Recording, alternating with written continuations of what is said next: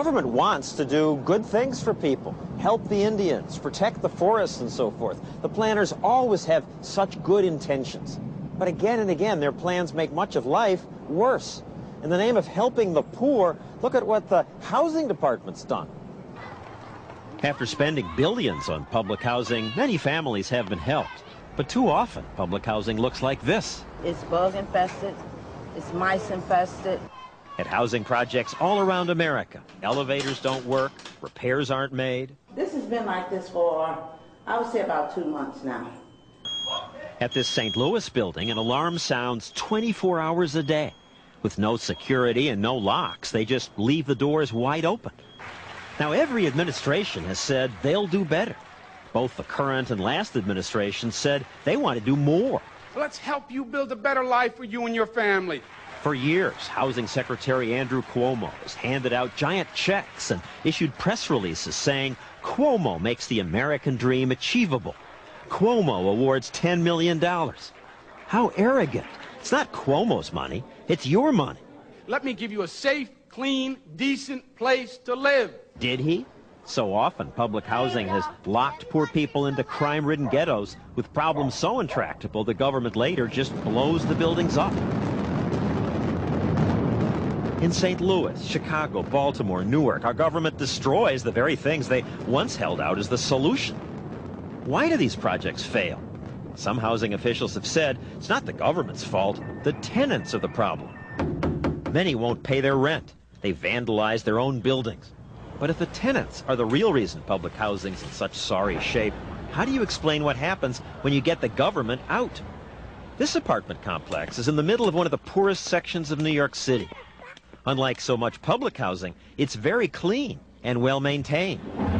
There are playgrounds filled with happy children. It didn't used to be like this. When this was a public housing project, living here was hell. There were some 4,000 broken windows. The elevators wouldn't work for months at a time. This place was a shambles.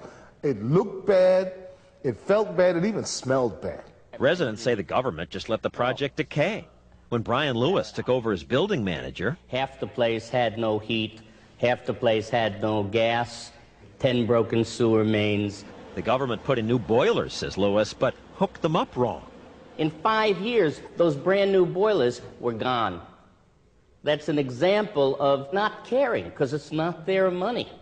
Are we doing it right? Well, who cares? We got the money, we're putting it in. I did my job, because my job was put in the boilers. And that's the way they work. And then there was the crime. We identified 132 apartments that were controlled by drug dealers. They had nicknames for this place like New Crack City, Ambush Alley. That's what they called passageways like this because people were so scared they didn't walk through, they ran through. That was when it was a government project. Now a private developer runs it and is doing all kinds of odd things, like bringing in musicians to work with the kids, giving karate lessons, building a new playground. For the first time in, a lot of years, they had children running around in that park, playing on the climbing facilities, going down the slides. You had mothers there with baby carriages. I just looked at it and I said, you know, this is becoming a community again. Under private management, everything changed.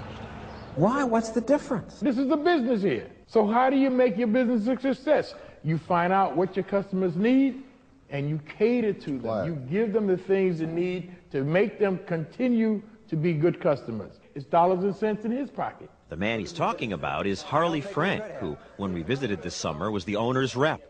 Harley knows they'll make more money if the complex has a good reputation.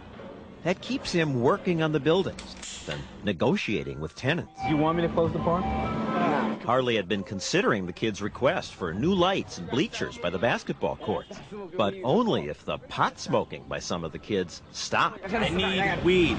When these kids resisted, It's not gonna stop. the tenants started policing themselves. They're not gonna put on the lights if we don't stop smoking weed in the park. No lights gonna be up in here. No bleach is No gonna be up water's here. gonna be up in No here. water, No nothing. bench is gonna be up in here. That's They for said they a got nickel to- bag. Come on, man. They We said they- never had this. We got it now. We can't let this go. How would you like it if every one of those guys knows that we're closing the park because you're smoking? Would you like that? No, I can't have it where we're walking down here and I'm smelling weed. It just can't be. And we work with you. We can't do nothing, I'm saying, but work with you. Why can't this passion come out under public housing? Because in public housing, there's no motivation for it. People are civil servants. They get paid at the end of the week, whether they do their work or not.